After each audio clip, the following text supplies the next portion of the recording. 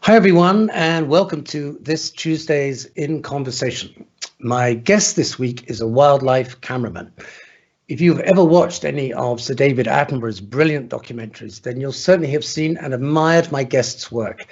He has traveled and filmed on all 7 continents, as well as the North and South Poles. And as he himself says, he has witnessed more of nature's wonders than anyone has the right to do.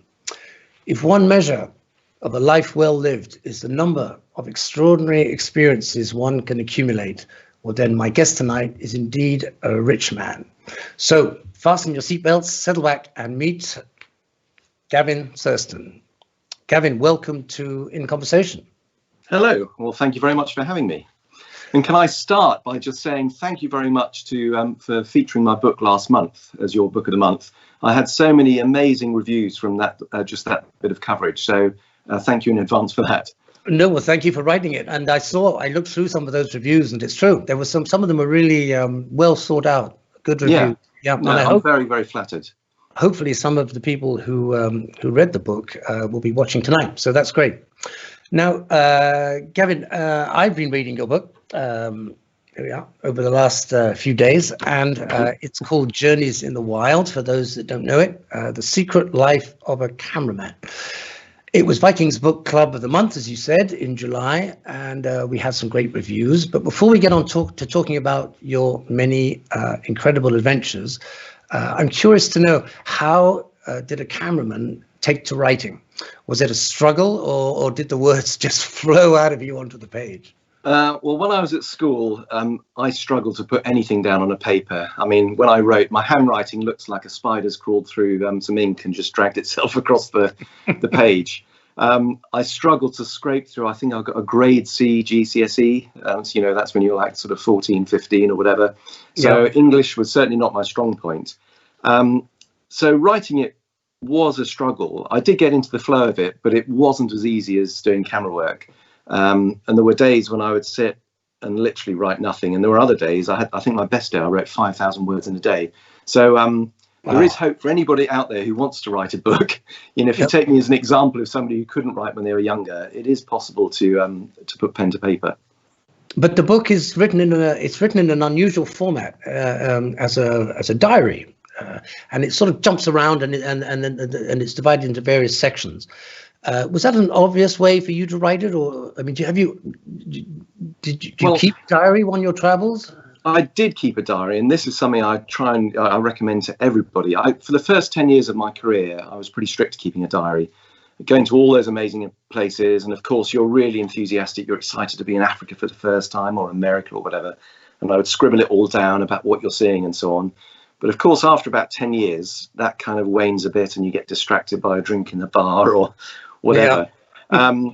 But so I had that first 10 years as reference. But the other thing I had for reference for my whole career, when you go on a shoot, they produce a thing called a schedule. And on that, it says when you're leaving, when you're coming back, who you're flying with, who you're traveling with, who the sound recorders is, etc., etc. And I have all those, pretty much everyone for my whole career, going back 37 years. And what's amazing is that's like a Bible. So you can flip through and you think, oh, it was Trevor Gosling I was with, not Fraser Barber or whatever, the sound recordist. And then it slowly jogs your memory. And of course, the other thing I'm very fortunate to have is every shoot I go on, there's some very kind people. I think there's a company called the BBC who put together these amazing documentaries, which for me are like, you know, like the most professional holiday video ever. So obviously I've got all those films and series I've worked on as a reminder too.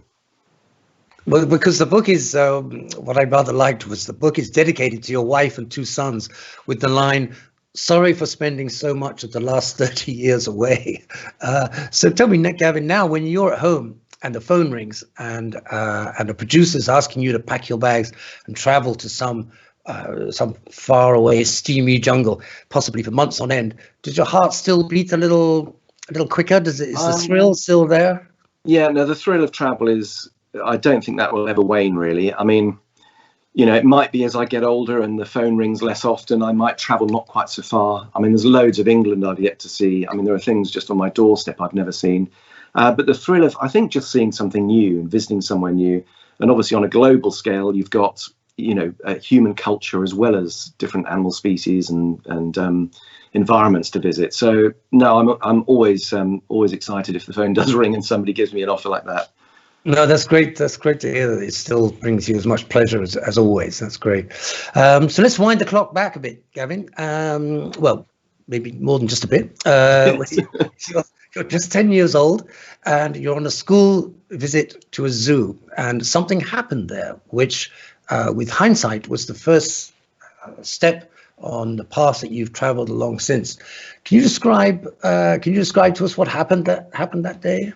Certainly. So it was the usual school trip. So when you're age 10, it's just basically great fun because you're not in lessons. Anyway, because we were going to a zoo, my kind Auntie Mary lent me a camera. And in fact, just to add a bit of realism, there it is. This, believe it or not, this is the camera. It's a box brownie. And in its day, it was probably the most prolific camera or the most numerous camera in the world. It takes a roll of film with 12 pictures. It has a waist level viewfinder, so you can shoot portrait or landscape, and literally it's as simple as you literally just push the button and then wind it on. So of course, when I got it was a great day at the zoo. We saw all sorts of amazing things. It was a nice day out. And back in those days, you'd come back, you'd have to hand the film in. It's not like shooting on an iPhone now where you can straight away show your friends what's on the back. Yeah. It was like 2 weeks before I saw the results, and I went in with my mother to Boots the chemist to go and pick up the prints. And of course, I told her about the day out and the adventures and the various things I'd seen. Anyway, I opened the envelope up, really excited, started going through the pictures. And the first one was, I think, my front door out of focus. And then there was a shot of my feet. But then there was a shot of some distant elephant and maybe a giraffe or something. But about the fifth picture on the roll was an orca almost completely out of the water, hitting its nose on a beach ball. In fact, I think you have the picture there. You can see that is the picture I took, 40 odd years ago. And the amazing thing was I described this to my mum because I was really excited. And when I pulled that picture out, I could show her that, and I could show her that split-second moment saying, see, I told you that this giant fish was out of the water. And I think it was that one moment where, apart from being passionate about the wildlife, and obviously we know now you should not have orca in captivity or any big animal from that point of view. But the amazing thing is that split-second moment, I can show, well, as you've just seen the picture just now, I can still share that moment with you, 48 years down the line. And there's something you can all deem from that photograph. You can see it's black and white, it's slightly grainy. You can probably see what people are wearing. It gives you a sense of time and a sense of place. So I just realized the power of photography. And that, I think, was probably a pivotal point in my life. It's funny you say that. I mean, I was just the other day listening to a radio program about people who've lost all their possessions in house fires. And the one thing, almost without exception, everybody said that the thing that they missed the most, the thing that really hurt them that they lost, was the photo album.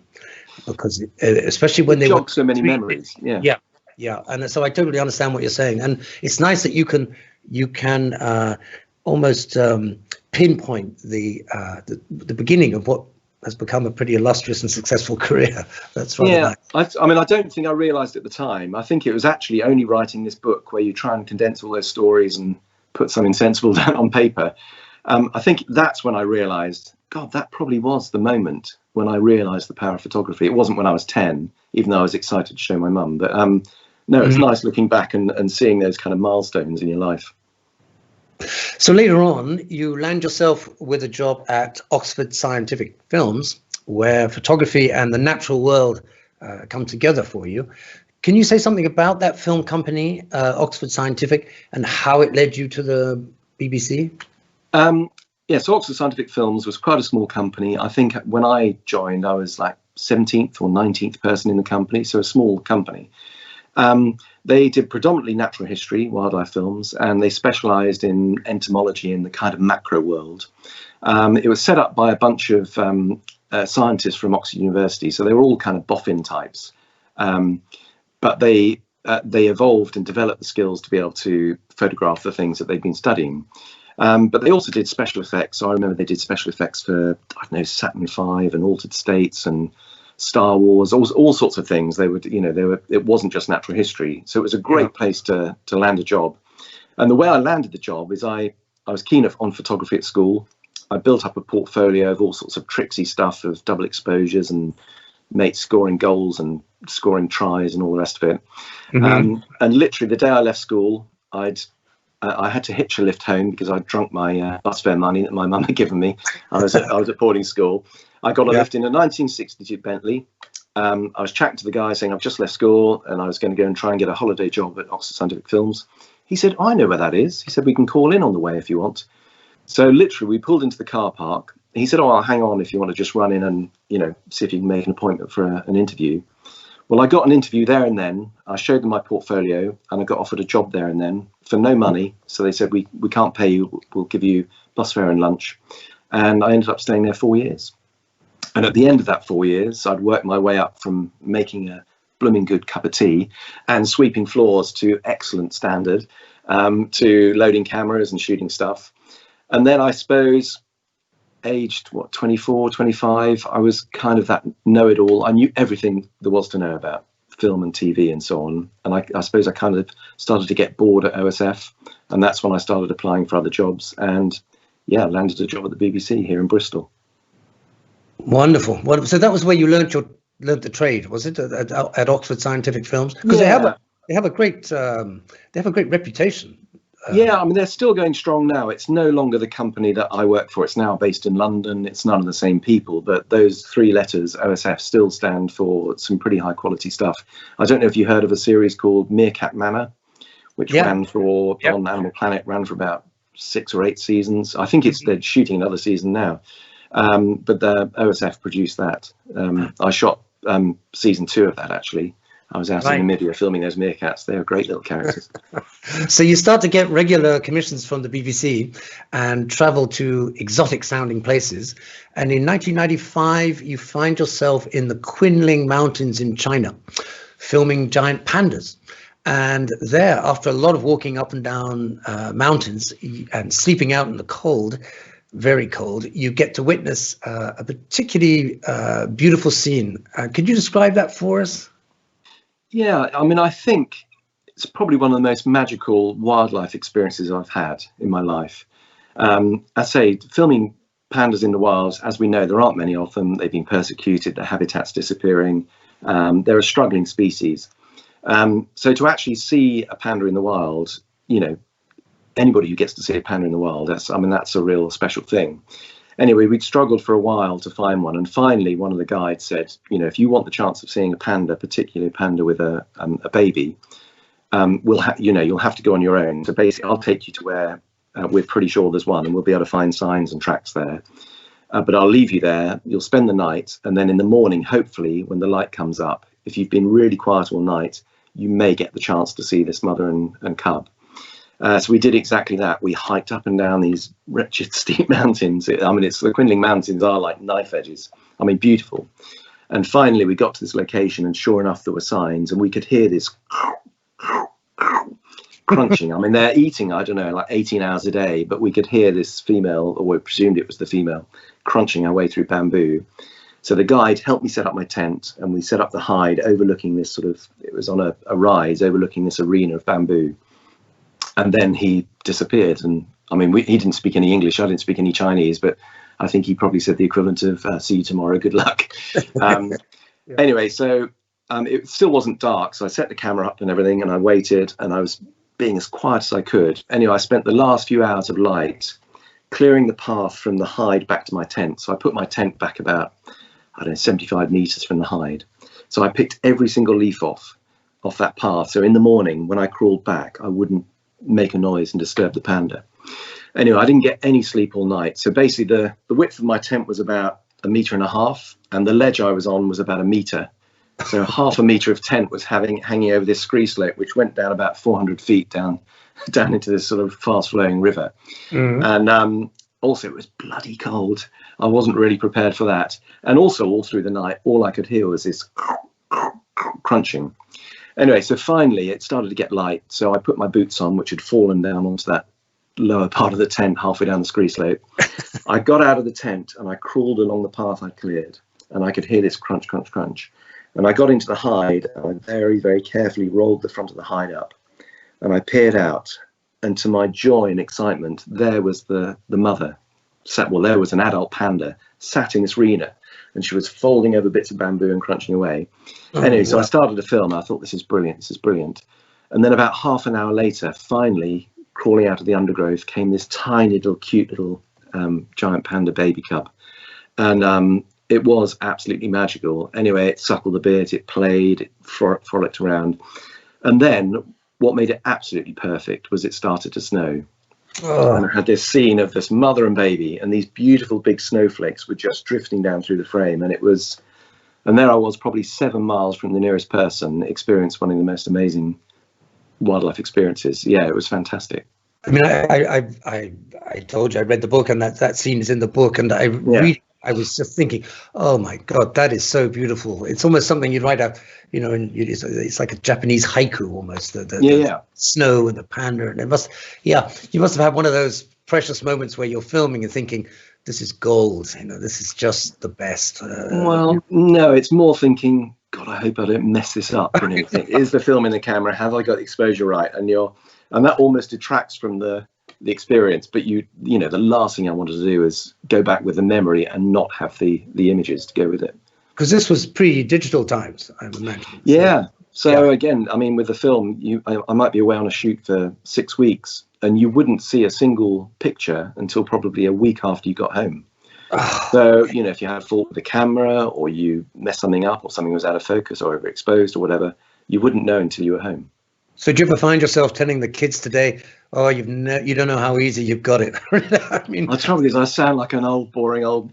But I think the thing is that things are different. So back in the days of film, I think the one good thing about film is it taught you a discipline. So the first film camera I worked, moving film camera I worked with was a Clockwork Bolex. It took a 100-foot roll of film. You literally wound it up, so it was driven by clockwork. And then when you push the button, you had 28 seconds, and then the clockwork, you know, power would run out. Then you'd have to wind it up again. And then you only had a 100-foot roll, which was 2.5 minutes. So if you could get 5 shots in, and then you'd have to reload, which would take you 1.5 minutes, 2 minutes. So it really taught you a discipline. If you were watching animal behavior, you'd sit and watch, and you'd really wait for the moment. Is that bird going to take off from the branch? Because if you push the button too early, it would run out, and when you're winding it up, you could guarantee that's when the bird would fly off. So I think that discipline of learning on film has really stood me in good stead with, now we have video cameras like this one. I mean, this you can run for, 6 hours straight or something, running onto a terabyte's worth of memory card and just hot swapping batteries. But I think having that discipline of literally only pushing the button when the behavior was going to happen and being in tune with the behavior was a real bonus. Because you've also, I'd also say that actually now the learning curve is much faster. So everybody has digital stills or video cameras. The great thing is you get the shot, you can check, oh, it's a bit overexposed, or oh, that's out of focus, you can do it again. Yeah. So actually you get on that very steep learning curve. So if you've only got the luxury of, say, 2 or 3 weeks, safari a year, or foreign travel a year, you're not going to be disappointed when you get home, because there and then you've got those images you want. And you've also mentioned in the past that you almost have a sixth sense about when an animal is going to do what you are there to film, or when it's about to take off, when a bird's about to fly, or something. Would you agree? Is that true? I do, and I think we probably all have a sixth sense. And I think whatever it might be, whether it's a combination of hearing, sight, sound, smell, whatever, or whether there is something we've yet to understand, like telepathy and so on, which scientifically is very difficult to prove. Yeah. But I'm sure we've all had moments where, say you're in a room and you just look across the room and there's somebody staring at you and you catch their eye, and you think, how did they know that they were looking at you? But I would say the same with wildlife, that you can kind of just tell. And I don't know if it's your reading body language or whether there is a sixth sense, but I've had a few examples which are, I've had too many examples which you could, if you put it down to probability, it would be improbable to have got the images and seen the things I've seen if you relied just on, luck. Well, you've had so many extraordinary experiences, many of them life-threatening, and in a way, it's a miracle. It's a miracle you're here to even talk about them. Oh, it is. I mean, One such time was in the year 2000 when you were filming silverback gorillas in the Congo. And that was kind of dramatic. Tell us what happened there. Yeah, so I was making a special for BBC about gorillas. It was called Gorillas on the Trail of King Kong. And it was basically trying to, dispel the myth that gorillas are big, violent animals like they were portrayed in King Kong, this aggressive animal. And so it was just trying to look at the family behavior, the family links and how they live and all the rest of it. So I spent on and off over 2 years in northern Congo, Brazzaville and Gabon, filming gorillas, habituated gorillas in the wild. But they're still kind of wild. And also I did spend a lot of time filming, truly wild gorillas. So one such moment we had in the forest, you get these clearings called bais. So basically it's, you've got thick forest, which runs for miles and miles and miles. And then you get these open marshy clearings, which can be 50 meters across, they can be 800 meters across. And it's kind of a magnet to a lot of wildlife. So the gorillas like to come and spend time there, and they'll eat water lilies and the tubers of the water growing plants. And also it's probably the time they actually get a bit of sunshine. They can probably, maybe it deals with parasites, so it's nice to feel the warmth on their skin. Mm-hmm. Not that it's cold out there. You get elephants coming in there and sitatunga and buffalo and all sorts of things. Anyway, we found this particularly nice clearing. It wasn't too big. It was about 800 meters long and about 150 meters across. And so I set up a hide on the edge of this clearing, and the hide had to be really well disguised. Gorillas are smart, and if there's anything suspicious, they'll just leave. They'll take their family and leave. They don't want to risk, something that could harm them. Yep. Anyway, so I had a really well disguised hide, and after several days waiting, I got lucky, and this group of gorillas came in on the far end of the bay into the sun, and they slowly made their way down towards the hide. I was getting some amazing images of them feeding and the youngsters playing. And the other thing that was really nice is every time they moved, it would disturb butterflies, and these butterflies would swirl up in huge, colourful tornadoes. Anyway, the gorillas were getting closer and closer and closer. So the only thing really showing out of the hide is the front of the lens, which is about this size. And of course, it's glass. And as they got within about maybe 30 or 40 meters, I remember panning the camera, and then this female must have caught the glint and gave this bark. And I thought, oh, shit. And anyway, so I held the camera really still, and I waited till she was looking away. And then I moved the camera again. Then another female saw it and did the same. Anyway, I suddenly got quite nervous. I mean, these are big animals, and they've got a 200-kilo protective dad, leading the group. And the last thing I wanted to do was get flattened by him. Anyway, slowly they drifted closer and closer, and my heart was racing more and more. Some of the mothers and babies went through the forest behind the hide, and I was thinking, God, what happens if they get suspicious from behind? Anyway, they slowly drifted on by, and the silverback came and sat about 5 or 6 meters from me. And he was just looking over his shoulder at the hide. And he just kept glancing, and he was suspicious. And I was getting more and more nervous. Eventually, he got up and he walked on. And I was thinking, God, thank God for that. And anyway, I could see him walking off down behind the hide. So I thought, I got the camera, picked it up, and very carefully tried to move it round to look out the other side of the hide. And he stopped, and he kind of hovered his back foot off the ground. And he looked back and he thought, what is that thing in there?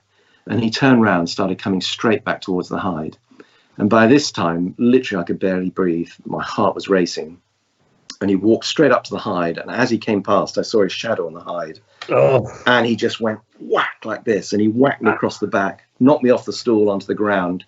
And I was half on the ground, half on my knees. And it really hurt. I mean, right across my kidneys.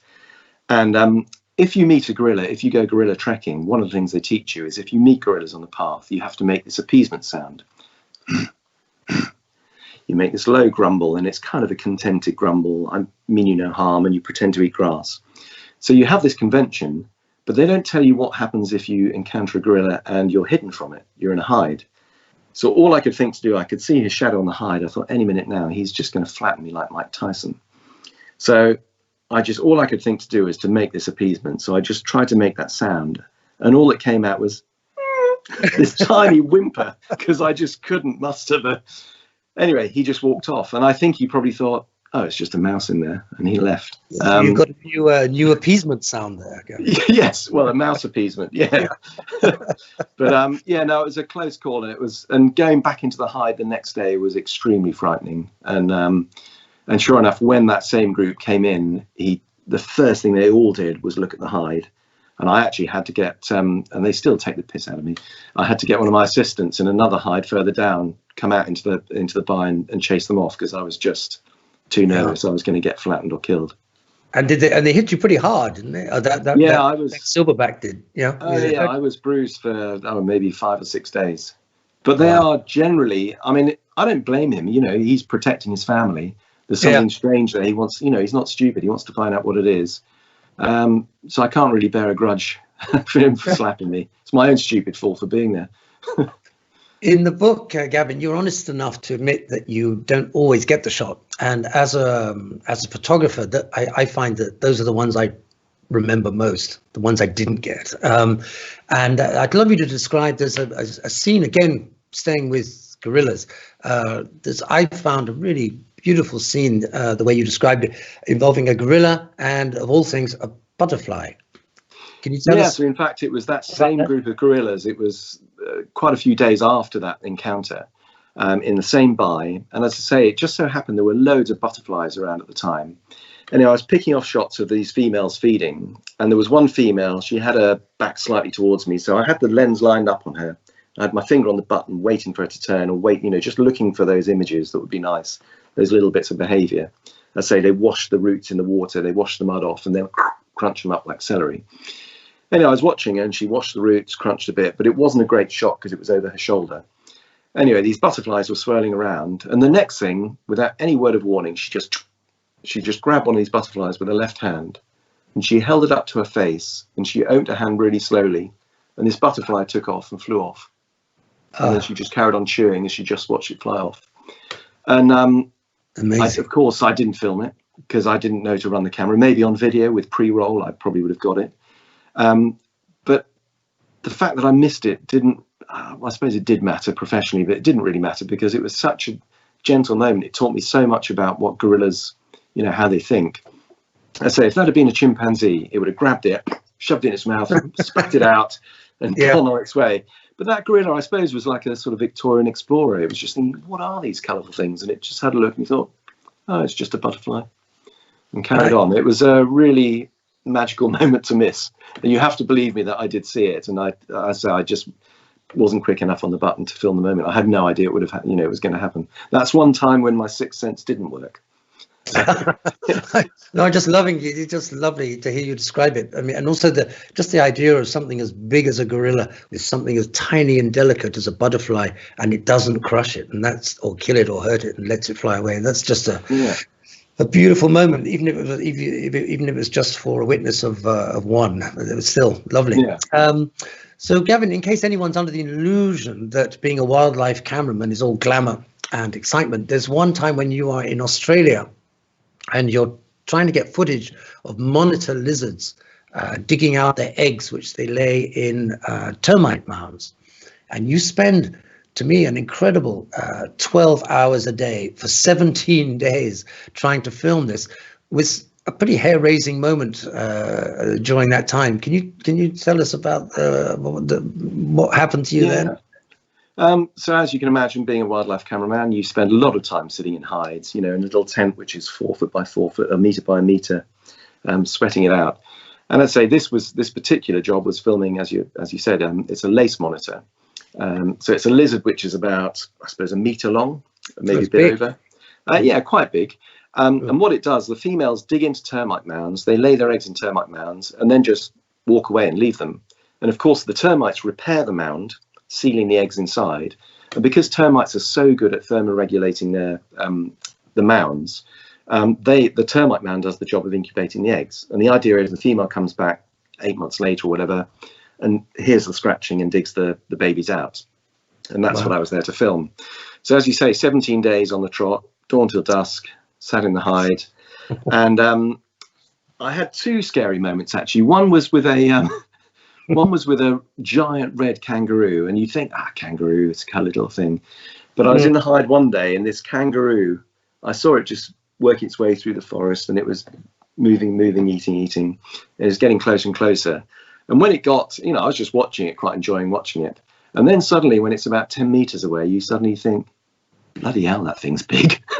And it was. I mean, I was sat down, so it was towering above me. And also, I have heard horror stories that they'll, kick you and disembowel you or whatever.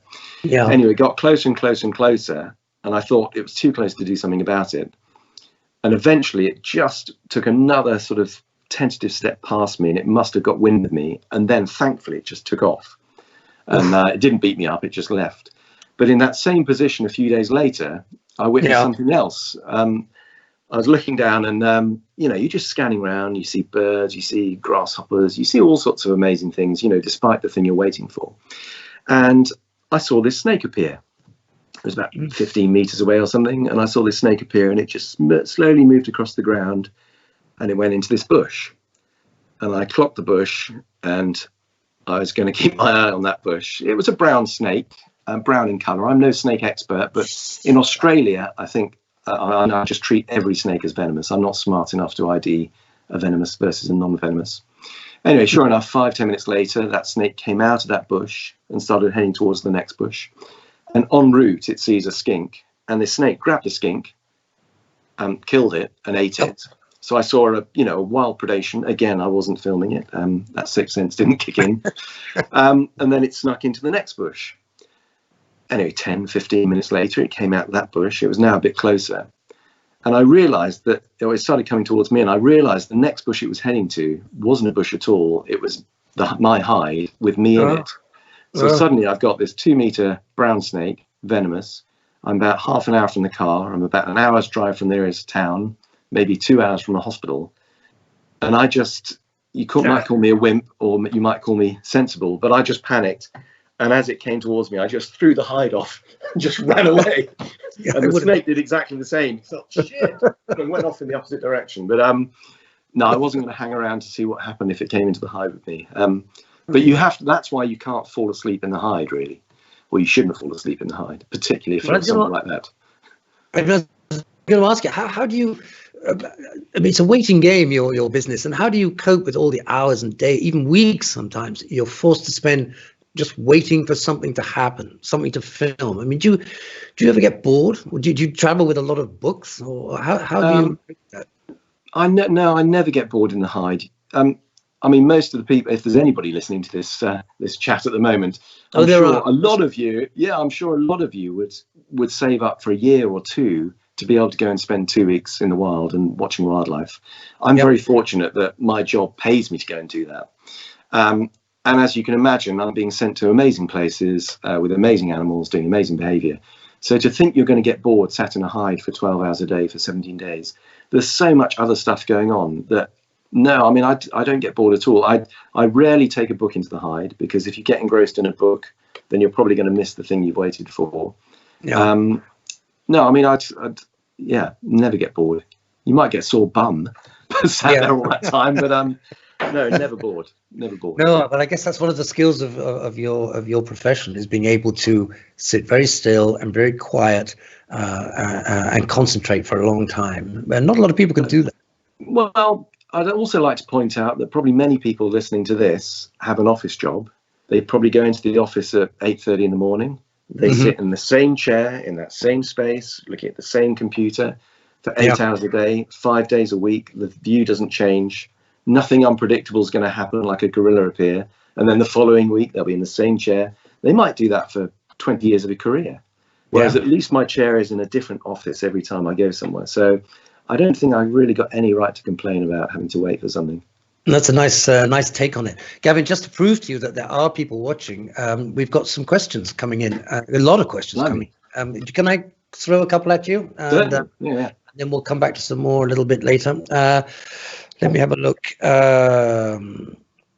Well, were you ever afraid? This is from Linda in the United States. Were you ever afraid for your life whilst photographing wildlife? Well, I think you've dealt with that one. Yes, I'm a wimp. Yes, of course I'm afraid sometimes. Yeah, but you're a living wimp, as opposed a living wimp. As opposed to a dead hero. Another Roger also says, were you ever in danger for your life? Yes, you were. Linda again, I'm going to Africa next year for a camera safari. Can you give me tips on what kind of camera to purchase for taking great wildlife pictures? I did purchase your book, says Linda, and it is amazing in capital letters. So, Gavin, any top tips for Linda on wildlife cameras? There are so many great cameras out there. Now, you can't go far wrong, really. I mean, it depends on your budget, of course, but pretty much any camera from your local camera store will get you good pictures. Depending on where you're going and what you're hoping to see, you might want a range of lenses. You might want to go with a zoom lens, just because at least then you can change focal length quickly without having to take a camera off a lens off in a dusty vehicle. But the other thing I'd also say, don't get too engrossed in the photography. You're going to these amazing places. In my career, I regret the amount of time I've been in the most amazing place, but I've actually watched it on a tiny screen down a viewfinder like that. The screen is, I know, not much bigger than my thumbnail. Yeah. So I'm not actually witnessing something with my own two eyes. So don't spend your whole time looking down a viewfinder. There's plenty, obviously you want your trophy photograph, but also enjoy the moment and enjoy seeing the animals with 3D vision, and seeing it with your own eyes rather than photograph. So don't forget to look up from your camera as well, whatever camera you go for.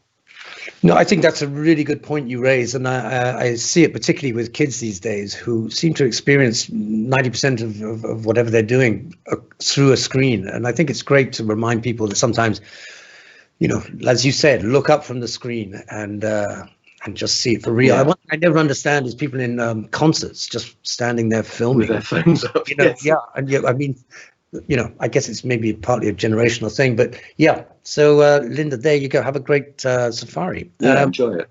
Roger says, and I don't know where Roger is, but hi, Roger. He says, have you ever used a phone camera like an iPhone to take photos? Well, I'm talking on it now, so for this this call, but I think on my camera, I've gone for a massive storage on this camera. I think it's like 256 gigabytes or something, and it's almost full. I see everything in pictures, and I mean, to be able to carry a camera with you of this quality everywhere, literally in your back pocket. So it is really nice just grabbing pictures with the phone. But again, don't waste your life just like I have, just looking at a screen. Don't forget to absorb where you are as well. But yeah, no, I do. I think the camera phones now are pretty amazing.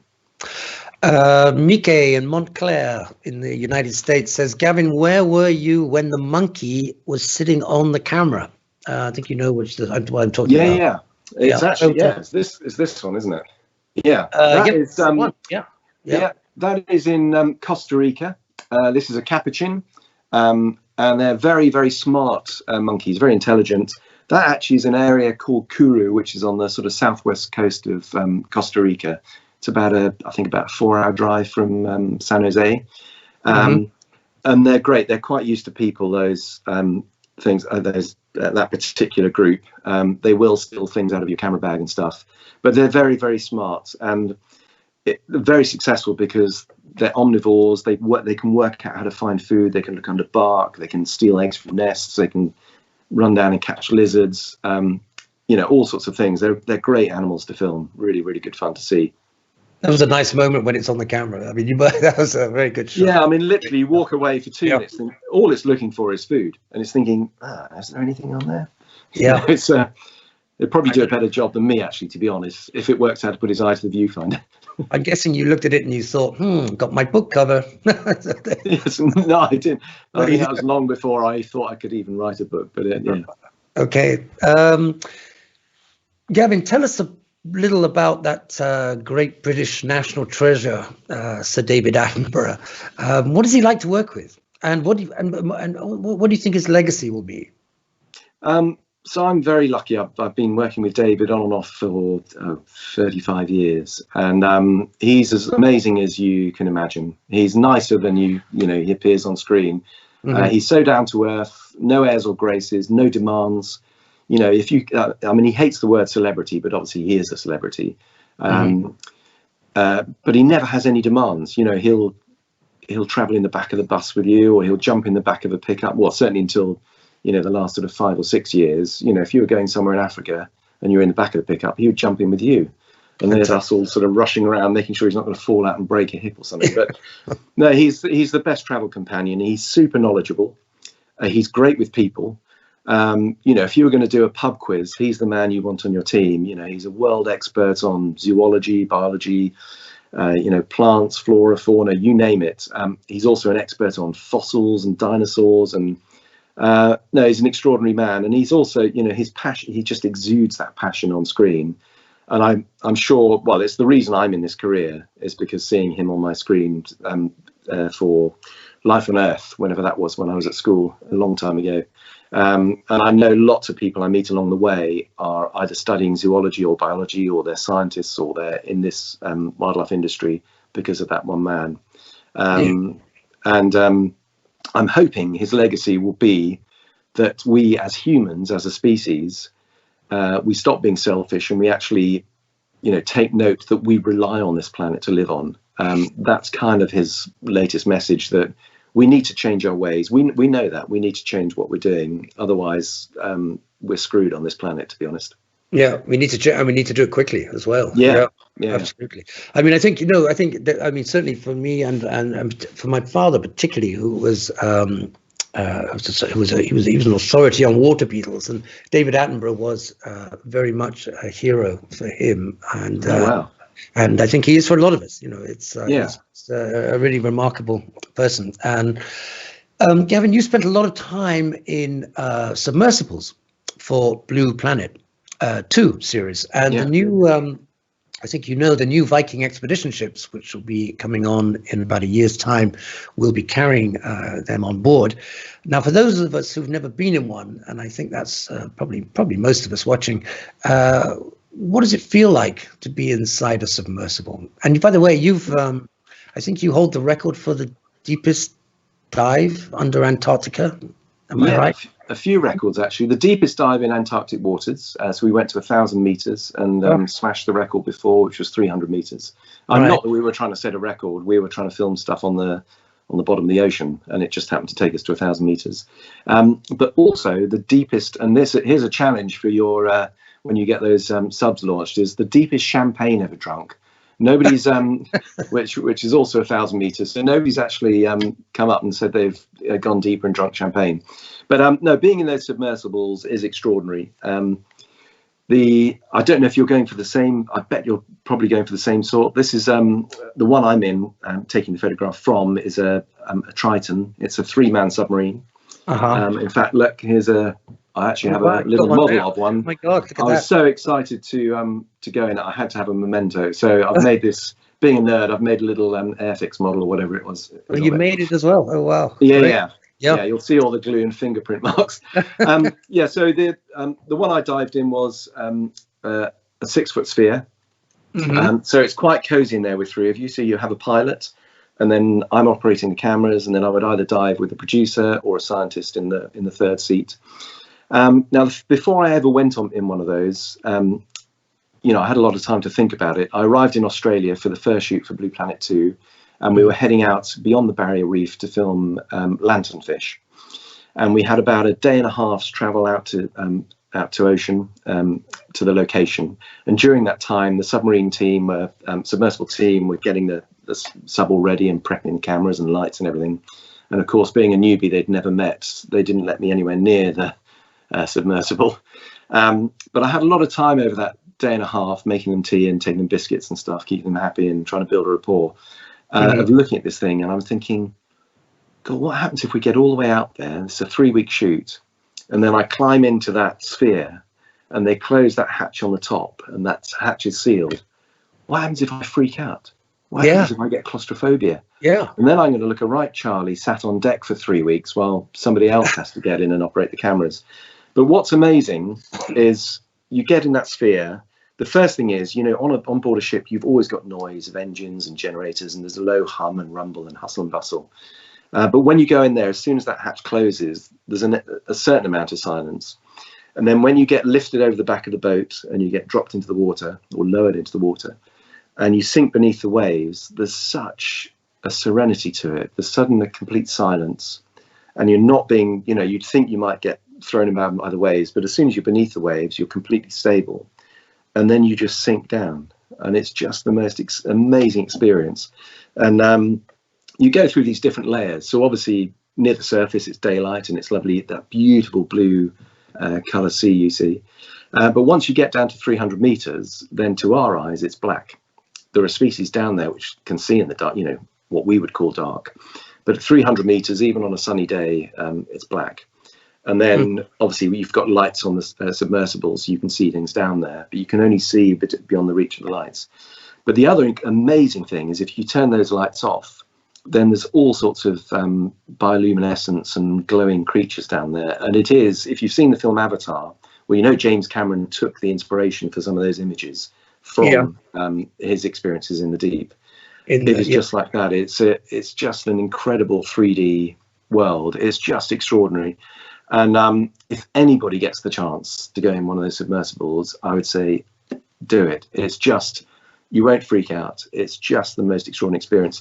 And also to any budding explorers, we've got lots of chat from Elon Musk and all the rest of it talking about going to Mars, all this huge expense, trying to get to another planet to find life.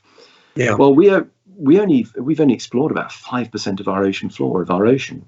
God. So if you want to be an explorer and you want to discover something, get in a submersible, get into oceanography and the deep, and that's where you can make new discoveries. And I find that very exciting, that literally when you're in one of your ships heading across the ocean, a mile beneath your feet will be things people have never ever seen before. Yeah, that's incredible. You've actually quite reassured me, because I have to say the idea of getting into one of those submersibles, I'm not claustrophobic, but I could be. And I'm not relaxed about it, but now you've slightly reassured me, Gavin. No, you won't be. And the other amazing thing is because you're in that sphere, you've got amazing vision all around the front. So I was sat on the front left, producer on the front right, and the pilot sits at the back in the middle. But at the front, you kind of forget you're underwater, and the number of times you'll see something, you'll lean forward and boom, bang your head on the perspex, because you kind of just forget you're underwater, and you're in a completely different world. It is truly magical. Wow, wonderful. I look forward to it. Roberta in Beaverton, United States says, do you ever take a second camera to capture some of those unexpected shots that aren't your main purpose for being at a location? Yeah, so there's nearly always, on these series now, there's nearly always a making of camera, as they call it, to capture behind the scenes stuff. So we have that. I've always got my phone camera with me. And actually some of the, well, I can't show you now because my phone's tied up me talking to it. But we had one moment in the submersible when we got down to, I think we were at, I can't remember exactly where, I think we were about 700 meters underwater. So that's 2,300 feet in American money. So pretty deep in the dark, and out of nowhere came this marlin, a sailfish with the long pointy nose, like 3.5 meters long, and it buzzed under, well, it came straight out of nowhere into the lights and buzzed past us. And straight away, we've got two cameras on the outside of the submersible. I'm trying to get the pan and tilt cameras to get into a position to capture it. And when the marlin came round again, it went below those cameras. So I'm trying to pan them down again. And then it came right above us. So it buzzed us 3 or 4 times. The only images I have, because the cameras were just so slow at trying to get up, they wouldn't tilt up enough or down enough. The only images I have are on my phone. So I have the memory of the images of the marlin. But yeah, so we do have other cameras to capture those unexpected moments. But generally, the cameras we're using for the series are the cameras which will capture those moments. Because there's a link to a question here from Tommy in Portland, who says, is there any such thing as a bloopers collection from wildlife filming, and do they ever make it to public view? I mean, it's interesting how this the making of thing is now really a thing. I mean, it's now, I mean, some people say they prefer it to the actual yeah. They are very seductive. I mean, it's wonderful to see how you guys go about making what you do. But so do you have bloopers collections? Or there are bloopers collections. I've worked on a few of the Disney nature films. So if you may have seen them, some people may have seen them. Disney nature, I worked on one on bears, one called Monkey Kingdom, which was set in Sri Lanka, and the most recent one is elephants, which was filmed in Botswana and Zimbabwe. And all of those have kind of a bloopers reel at the end, which run over the credits. And in fact, elephants has got a separate, I think it's got a separate 50-minute film about it, which is a behind-the-scenes film, And you'll see my ugly mug in there if you sign up to Disney Nature and have a look at that. Well, we wanted to get hold of some for this conversation, but of course it's all copyright elsewhere. I know, it's all tied up with everybody else. Yeah, they want you to sign up to Netflix. Oh no, we're very happy we got you. That's great. Yeah. So anybody who's read the book knows that you've used up quite a few of your 9 lives. You've survived a serious car crash in Russia, a plane crash in Gabon. You've been charged by elephants, lions, and not 1 but 3 black rhinos. You've had close calls with gorillas, wolves, and poisonous snakes. Yet you say the most dangerous animal on the planet is a human being. I think many of us would agree with you, but why exactly do you say that? I mean, having worked with most animal species or most animal genres around the planet, animals generally are predictable. Unless you have, the only times when they're not predictable might be if you've got, say, a rabid dog or something, and then, the rabies will play havoc with its brain. It'll do something unpredictable. Mm-hmm. But most of the time, you kind of know what an animal's going to do. But with humans, you have no idea you have no idea I'm going to block the camera out. You'd think, why is it doing that on a, why would you do that on a conference call? So, yeah. You cannot predict what humans are going to do. And, so that, and then of course humans have things like guns and elements of things like greed. There are emotions that I don't think you have in wildlife. We take more than we need. We take more than we want. Or if you see something out, somebody's got something that you want. There are people who will go and take it. So I think, humans are the most dangerous, and also we're the most dangerous to ourselves. We know all the damage we're doing to this planet, and it is literally, we all know it, we can't deny it. And yet it's literally like we're soaring through the branch we're sitting on, and we're carrying on soaring, and eventually that branch is going to collapse. And humans, we need to pull together to actually change our ways, really. No, I couldn't agree more. And you write rather scarily about the dangers of 14-year-old kids at roadblocks wielding AK-47s, and that must be pretty scary. Yeah, I mean, you can't reason with a 14-year-old child. You think, in a third world country where children are hungry, they've literally just got the clothes they're living in. They've been conscripted into armies, guerrilla armies or whatever. Yeah. And the one powerful thing they have is they have power because they have the finger on the trigger of a gun. And it's, but they don't have the life experience to understand about, the fragility of life and so on. So to take a life is not really difficult at that age, I don't think. They don't know any better. So yeah, for me, that's the most scary.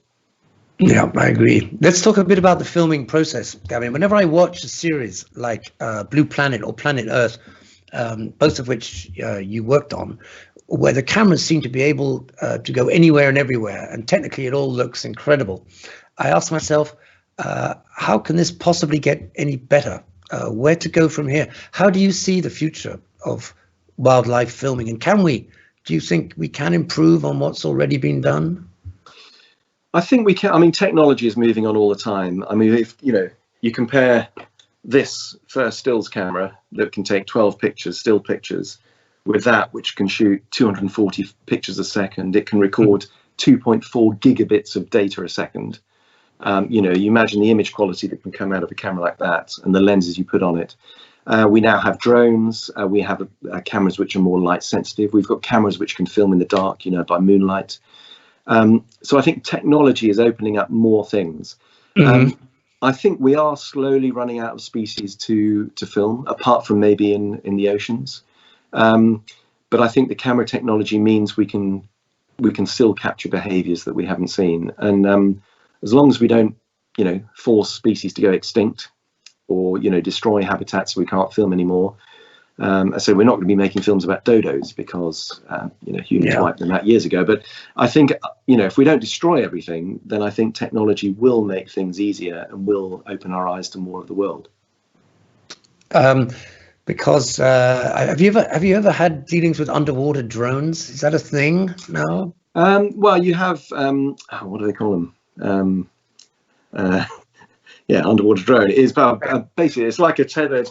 Gosh, my brain's gone blank. But in fact, there's a project I'm supposed to be working on next year called Ocean X, and it's basically on the Aleutian. Well, it's not the Aleutian 2, but it's the same ship owner.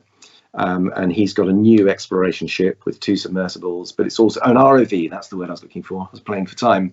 Remotely operated vehicle. And so now there are unmanned versions of this, which you can send down. I think the one they have on Ocean Explorer can go to 4,000 meters. I mean, they've got them which can go much, much deeper. So drones themselves, there are autonomous underwater drones which can find their way around. But you don't necessarily want a drone deciding, what pictures to shoot and so on. Whereas an ROV, you can actually steer it around. It has an umbilical up to the ship, so you can see live pictures. Because there's nobody on board, there's less of a safety risk. You can leave it down 24/7. You can leave it down all week because it's all powered from the ship. So things like ROVs, they used to be used mostly for, exploration and sort of, fixing things on oil rigs and so on. But now we're using them in wildlife filmmaking. So again, that's another technology which is opening up more of the world for us to see. Yeah, wonderful. You spend a lot of time sleeping out in the rough, often in the cold or in cheap hotels, often with particularly gruesome sanitary facilities. Have things got more comfortable for the wildlife cameraman these days? Yeah, I mean, there's a saying that I heard somebody say years and years ago that any fool can be uncomfortable. So I learned very early on, I mean, back in the early days of staying in really seedy hotels and stuff, and, you can take a basic survival kit with you. So one thing, if I'm going somewhere, less desirable in terms of somewhere to stay, I'll take, for instance, a silk sheet. So basically it's like a sleeping bag liner. It packs down to literally a fist size, but it's silk. And it means if you're getting into a really grubby bed or you're worried about bed bugs or something, just get into that sleeping bag liner, that silk thing. One is it's really nice and cool if you're in a room with no air conditioning. But 2, you can literally bunch it up around the top of your head like a crisp packet. And because it's silk, you can still breathe through it, but you can actually, you can keep a lot of those bugs away from you. Simple things, you can take earplugs if you're sharing a dormitory with people who snore. There's lots of little things you can take which make your life slightly more comfortable. Yeah, I guess over the years you've learned pretty much exactly what to pack, depending on. It must have been tricky at first, but yeah. But it seems I find these days it's not. When I watch the wildlife documentaries, some of which you've worked on, that it's not enough just to show animal behavior. There has to be a story told now. There's a chase or a mating ritual, and there's a beginning and a middle and an end. And often music is added over the top, and it's a sort of cinematic experience. Often I notice attributing the animals with human sentiments or attributes. Are you a fan of this kind of this way of filming? I think we have, storytelling can take many different shapes and forms, and I think we have space for all sorts of storytelling. I think the one thing I'm not a fan of is over sensationalizing anything or over dramatizing. But I think to tell a story, and also if you're trying to, say you're following the family of gorillas, I think to give the gorillas a name, instead of saying Gorilla 1 talks to Gorilla 2, or, why don't you give the gorilla a name, Clive, or whatever it might be. So I don't see anything wrong with that. It's what, Jane Goodall did in terms of when she first started studying the chimpanzee, she gave them names and all the other scientists were up in arms. But actually, it's now commonplace to name something. It's much easier to call it Clive than it is to H1N1 or whatever number you might give an animal. But I think in terms of storytelling, I think there's space for all things, all genres. And I think people do want to be led on a story, and they do want to be involved more in an animal's life and its trials and tribulations. And if that means giving it a name and laying it more out in a dramatic way. I mean, animals are living dramatic lives. They're, just as we are, you're fighting for survival. You're trying to get the next meal. You're trying to feed your kids. I can see why, if you're not a scientist, telling a story in that way, you can probably relate to it. A lot more people will relate to it than if you told it in a very scientific way. But this must impact on your decisions that you make when you're filming. That you must have to be aware of that story, and you think, I need a start shot, I need a closure shot. Is that how it works? It doesn't matter what story you write back in Bristol at script stage. You can't really write what the animal's going to do, because it might be you choose a female monkey to follow for 2 years, it could be that monkey dies after 8 months. It gets taken out by a jaguar or something, and then your whole story would change. And then it's maybe how the two orphaned monkeys struggle with their aunts to come up. So there's a constant. I mean, generally you kind of know what the animal's going to do, but if some curveball comes out of the blue, then we're in constant. If the producer isn't with you, then you're in constant touch back to Bristol or wherever the production company is, to update them on what's happening. And they might say, "Oh my God, that's brilliant! I never wrote that in because we never thought we'd see it." And then actually follow that storyline. So the stories can evolve, and then they can evolve further when in the editing process you get an amazing editor, and they'll say, when they've looked at all the rushes, they'll say, "There's this. I know you followed this character, but this other one in the background's been doing way more interesting stuff." And so the story could change again then. So there are lots of ways you can tell a story, and I think there's plenty of space for that. There's also an ongoing debate over the ethics of helping out animals that are in danger whilst you're there filming them. What's your position on that? I think generally we're there, as a wildlife filmmaker, you're there to observe what happens in the natural world. And the idea is that you shouldn't influence it in any way, hence using a hide or a blind. The animal shouldn't even really know you're there. I mean, to think that they don't know is a bit presumptuous, because I think generally the animals know you're there, but it's whether or not you're actually disturbing them or influencing the behavior. I think if say you see some people might say, "Oh, that cheetah chasing that impala, why didn't you save the impala? Why didn't you chase the cheetah off?" And you kind of think, well, the cheetah's got to eat as well. If I hadn't been there to film it, the cheetah would have chased the impala anyway. So I think you have to be quite hard, and you have to keep out of the way.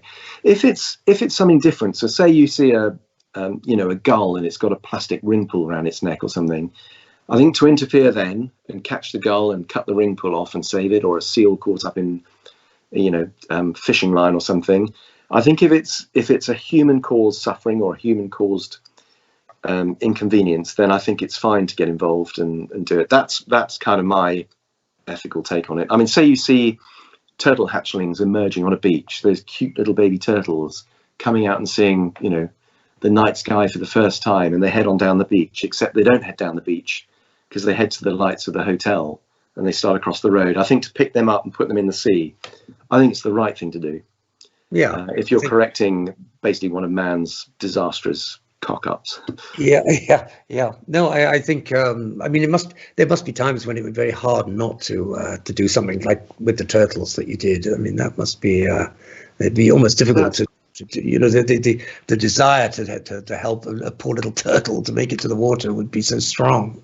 Yeah. Well, I mean, I have done it, and people might disagree with what I did. I was filming a sequence again in Australia of turtle hatchlings emerging on the beach, and generally they will come out at night, but occasionally turtles will, the hatchlings will emerge in the day, and there's usually around 70 or 80. This is green turtles. 70 or 80 green turtles emerge from each batch of eggs.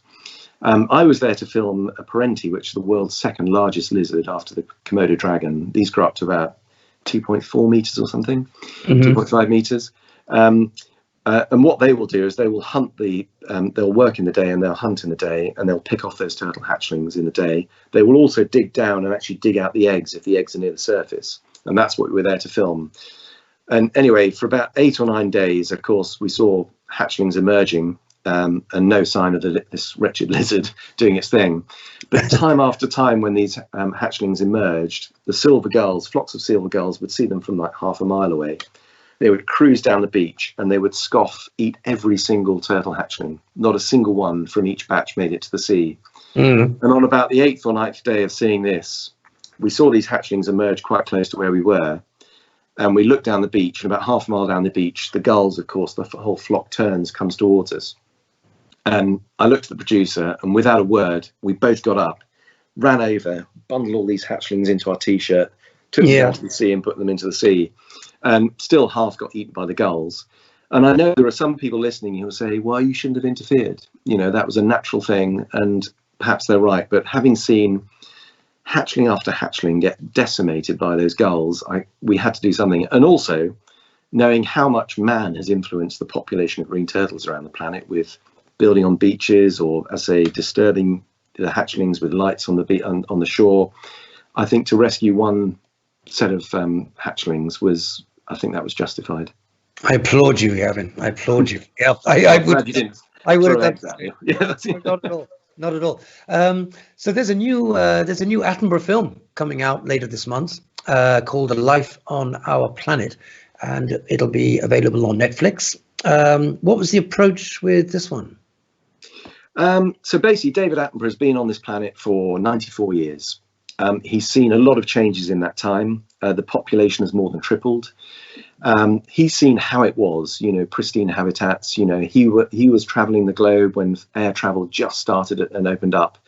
But he's also then seen how those habitats have changed, how man has influenced the planet and destroyed things. So basically, he's seen massive change in his lifetime. And also, the writing's on the wall that if we carry on at the rate we're carrying on, there won't be a planet left for us to live on. And we're ultimately going to suffer along with every other species on the planet. So this is looking at David Attenborough's life from when he first started out to present day. It's how the planet was. It's how basically we've screwed it up, but also how we can fix it. It's actually quite a positive movie. We have all the solutions. We have all the answers. As humans, we just need to agree and pull together and actually implement the solutions. And that's basically what this is. It's kind of his witness statement of the planet, and hopefully it's kind of a call to arms for all of us to change our ways and do something. Gavin, we have the trailer. Can we show it? Yeah. Okay, please do, James, please do. Let it roll. I am David Attenborough, and I am 93. I've had the most extraordinary life. It's only now that I appreciate how extraordinary. The living world is a unique and spectacular marvel. Yet the way we humans live on Earth is sending it into a decline. Human beings have overrun the world. We're replacing the wild with the tame. This film is my witness statement and my vision of the future. The story of how we came to make this our greatest mistake. And how, if we act now, we can yet put it right.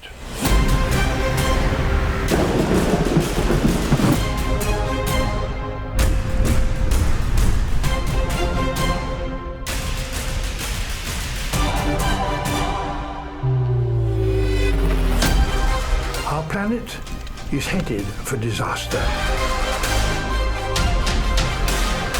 We need to learn how to work with nature rather than against it.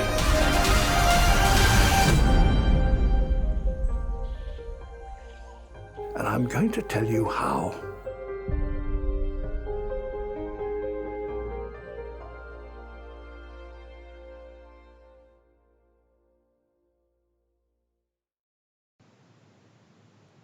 Yeah, I can't wait to see that. To see the film, it's going to be out. I think it comes out. I think it's the end of this month. On 28th. Yeah, 28th of September. It'll be in cinemas for one night.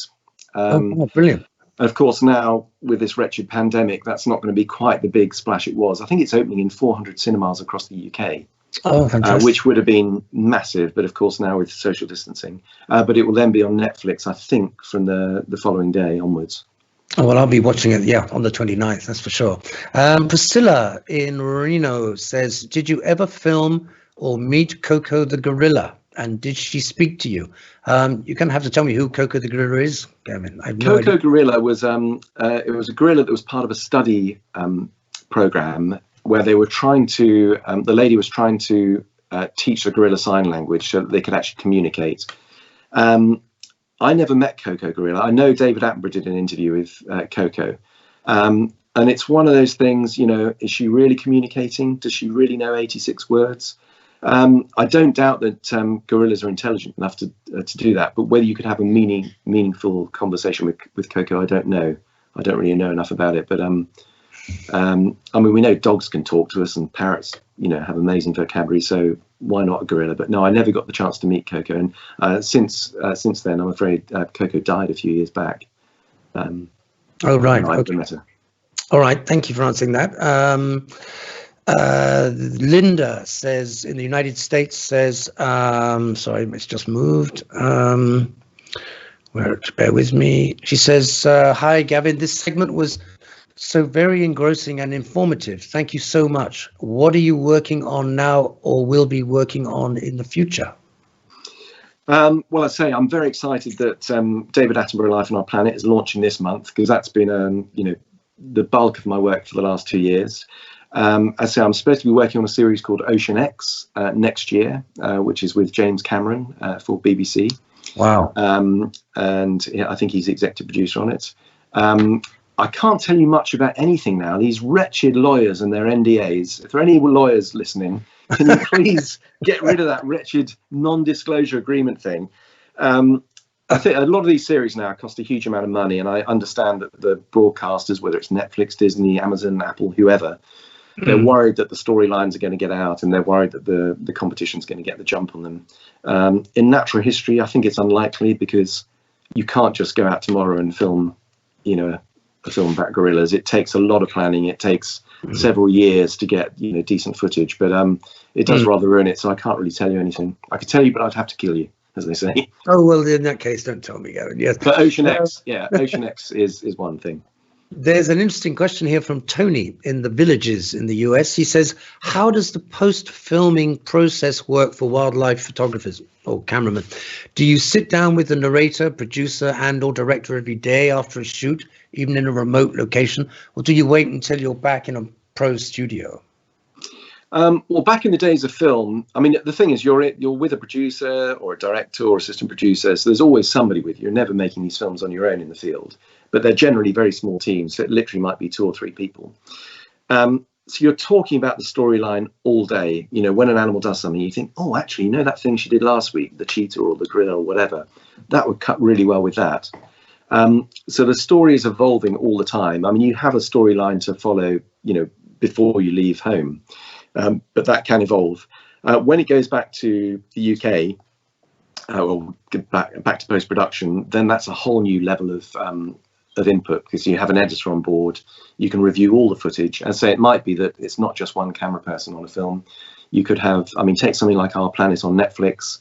There might have been 25 or 30 camera folk across that, cameramen and camera women, shooting different sequences. So, I would never know what somebody else has filmed. So that's the producer's job, to be able to pull all that stuff together and sit down with the editor and then make real head or tail and actually, finalize the story in the edit. But yes, there's always a dialogue going on every day, depending on, do you follow this animal or that animal? Should we stay put? Should we follow the cub? Should we follow the adult? So that's it's always an ongoing conversation.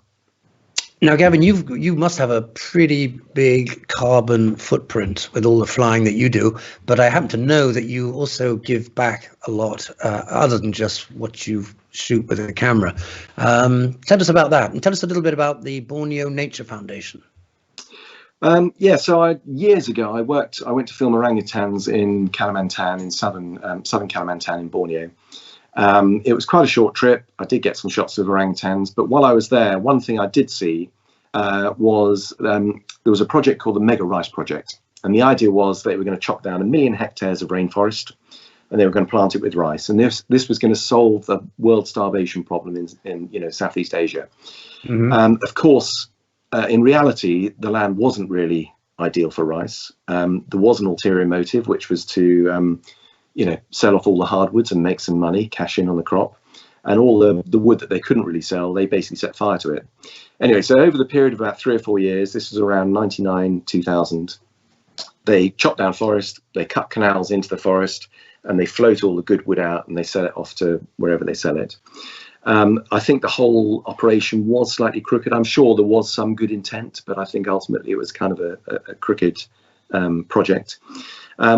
Years later, when I was there, I climbed this observation tower, which is in pristine rainforest. And when you get to the top of the tower, I went up on my own just to see if it was worth a shot with a camera. When I got to the top of the tower, you had about 100 meters of pristine rainforest, and then you had just skeleton trees. literally as far as the eye could see. And I knew it was like 20 miles by 40 miles. And this was the Mega Rise project, and I was just on the border of it. And it was literally a ghost forest of dead, burnt stumps and smoke haze. And I don't know if any of you watching are old enough, but in the 2000, 2001, 2002, there were flights cancelled in Jakarta, Singapore, all Southeast Asia because of the smoke from these fires. Because of the canals, they lowered the water table. And that meant that when they burnt the wood, the peat set fire as well. And in fact, some of the peat is still burning. Anyway, years later, I got contacted by Borneo Nature Foundation. They said, look, we'd love you to be patron of our charity. And of course, I was flattered, and I questioned, could I actually bring anything to it at all?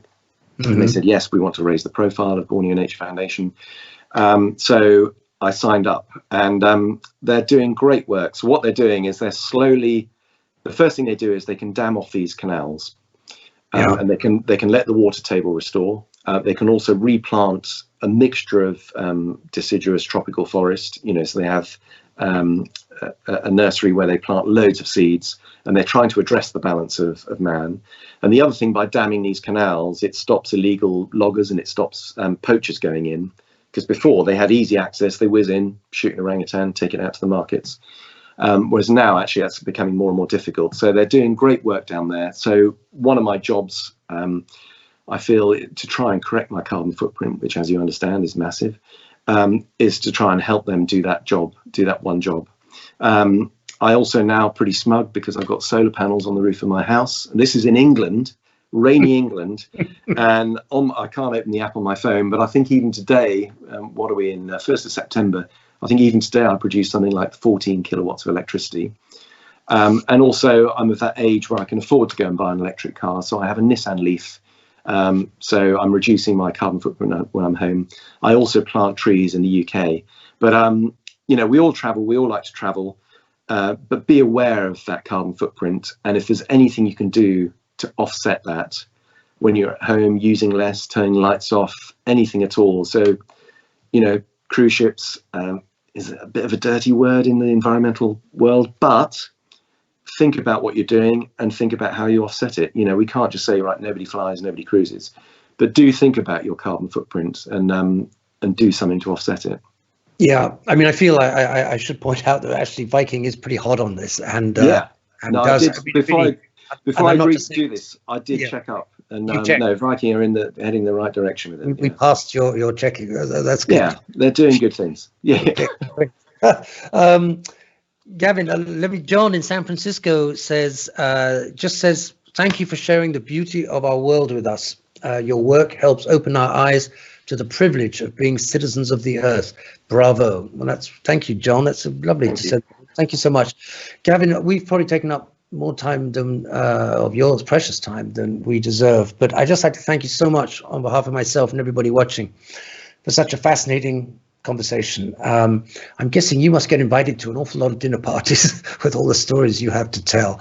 But you've heard them all now. No, okay, well, that's a good point to end. Gavin, thank you so much, and we wish you, myself and I think everybody watching, we wish you well, and bring back some more beautiful images to show us. Thank you so much. All the best. Safe travels. Thank you. Goodbye. Wow, that was amazing. Gosh, I could listen to Gavin all night. Before we go, I have just a little announcement. Our photo challenge private gallery opening coming up right now, as soon as I've stopped talking. So if you've submitted photos, thank you very much. And if you haven't, it doesn't matter. It might even inspire you to do so. So stay on the stream, and we'll put up the photos you've sent in right now. That's it today from me. So thank you so much for being part of this Tuesday conversation. I hope you enjoyed it. And for me and the Viking TV team, goodbye and take care.